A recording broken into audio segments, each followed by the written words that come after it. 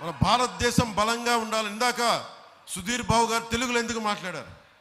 ఓట్ల కోసం కాదు, నేను మీ భావాల్ని పంచుకుంటున్నాను, మీతో కలిసి ఉన్నానని చెప్పండి. నేను మరాఠీ ఎందుకు మాట్లాడతాను?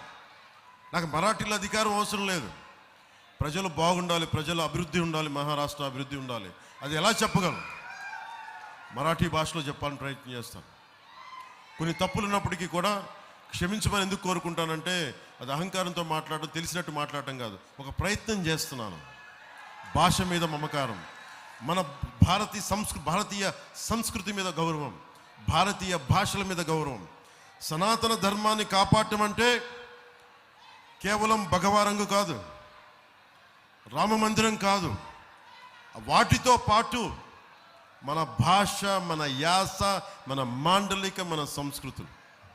అందుకు అన్ని భాషలు ఇక్కడున్న తెలుగు వారందరికీ కూడా చెప్తున్నాను, మీకు మరాఠీ వచ్చు, హిందీ వచ్చు, మన తెలంగాణ మాండలికం వచ్చు. జనసేన సభ పెట్టినప్పుడు 2014లో గద్దరన్న గారి పాట పాడాను. బండెనక బండి గట్టి 16 బండ్లు గట్టి ఏ బండిలో పోతావు కొడుకో నైజాం సర్కరోడా. ఇవన్నీ మన భాష మీద ఇష్టం, భాష మీద గౌరవం.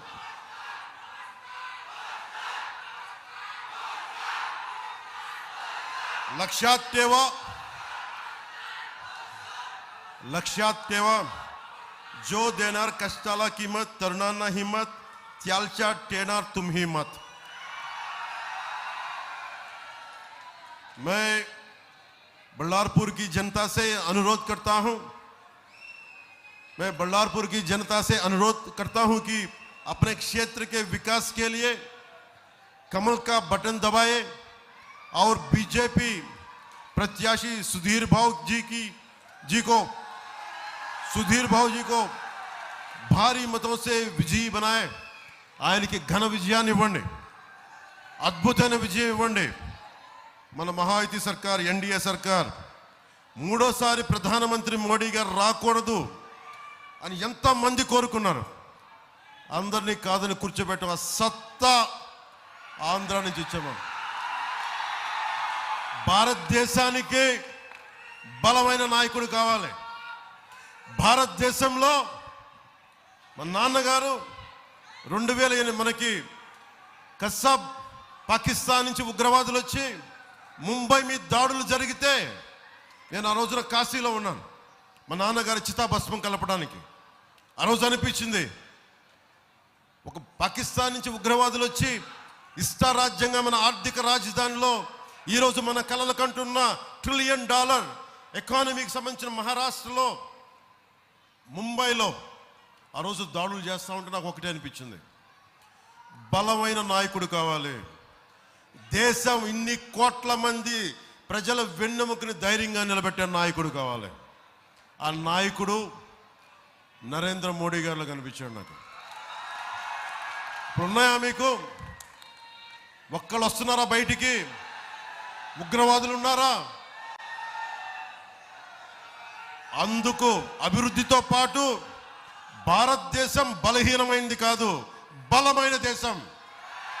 అలాంటి బలమైన దేశం ఇంకొకసారి రావాలి. మహారాష్ట్రలో మన మహాయుతి సర్కార్ రావాలి, అక్కడ మన ఎన్డీఏ సర్కార్ ఉంది నరేంద్ర మోడీ గారి నేతృత్వంలో. అందుకని బలంగా మనం విజయం బాటంగా గెలవాలి. 20వ తారీఖు ఎలక్షన్స్.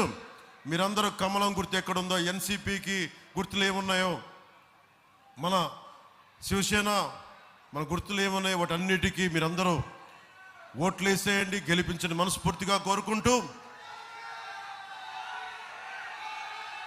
అంబేద్కర్ జీ కర్మభూమి అయిన ఈ నేలకి నమస్కరిస్తూ మీ అందరికీ ధన్యవాదాలు తెలుపుకుంటూ సెలవు తీసుకుంటున్నాను.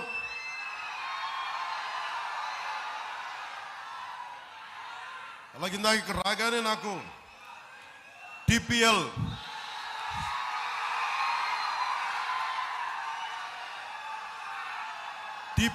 Telugu premier league Telugu premier league cricket టోర్నమెంట్లో పాల్గొనే ఆటగాళ్ళు మరి కమిటీ సభ్యులకు నా హృదయపూర్వక శుభాకాంక్షలు. సో మీ అందరికీ ధన్యవాదాలు తెలుపుకుంటూ సెలవు తీసుకున్నాను. జై మహారాష్ట్ర, జై భారత్, జై హింద్.